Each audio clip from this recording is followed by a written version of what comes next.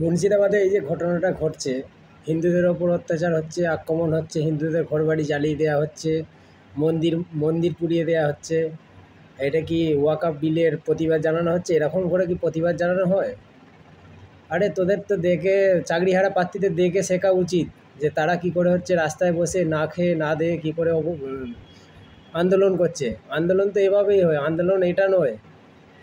তোদের ওয়াকআপ বিলে কি এটা সরকার লিখে দিয়েছে নাকি যে ওয়াকআপ বিল মুসলিমদের সম্পত্তি সব হিন্দুদেরকে দিয়ে দেওয়া হচ্ছে? আর একটা মিডিয়াতে অনেক রাজনৈতিক দলও বলছে, শুনতে পাচ্ছি যে এটা হচ্ছে বাইরের কার চক্রান্ত, বাংলাদেশ থেকে লোক এসে এরকম করছে। আরে চক্রান্ত করলে হবে? চক্রান্ত এইভাবে হয়? একটা ছোট ছোট বাচ্চাদেরকে দিয়ে 16 থেকে 20 বছরের ছেলেদেরকে দিয়ে বোম মারা হচ্ছে, বন্দুক ধরিয়ে দেওয়া হচ্ছে, হিন্দুদের কুপিয়ে খুন করে দেওয়া হচ্ছে। অনেকেই তো বলছে ফেক নিউজ। এটা কি ফেক নিউজ? ফেক নিউজ নয়। তা আমরাও তো মনে করতে পারলে তো তোদের মুর্শিদাবাদের কত লোক এখানে এসে হচ্ছে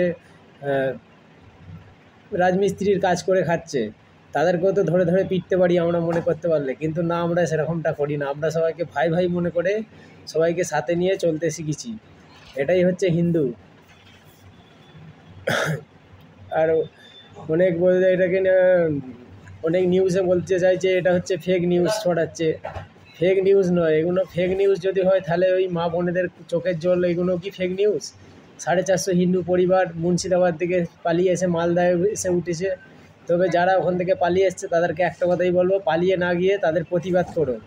আরে 10 জনকে না মারতে পারো, একজনকেও তো মারতে পারবে। এটাকেই তো হিন্দু বলবে। হিন্দুর পাওয়ারটা একবার দেখে তোরা। আর একটা কথা, তোরা কি ভাবছিস হিন্দু কিছু বলছে না, মার খাচ্ছে, আমরা মেরে যাচ্ছি, এটা কি ভালো হচ্ছে নাকি? কোনোদিনই ভাবিস না এটা ঠিক হচ্ছে। হিন্দু যখন জেগে যাবে, সব হিন্দু এক হয়ে যাবে, তখন আর তোরা সামলাতে পারবি না। কোথায় পালাবি, নিজে জায়গা খুঁজে পাবি না।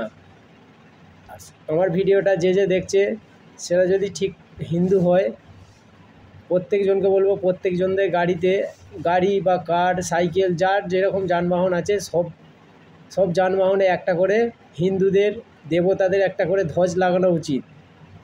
আমিও যেমন লাগিয়েছি, আমি সবাইকে বলবো ধ্বজ লাগাতে। আর এখনও বলছি, হিন্দুরা সব এক হও, নাহলে পরবর্তীকালে তোমাদের খুব কষ্ট আছে।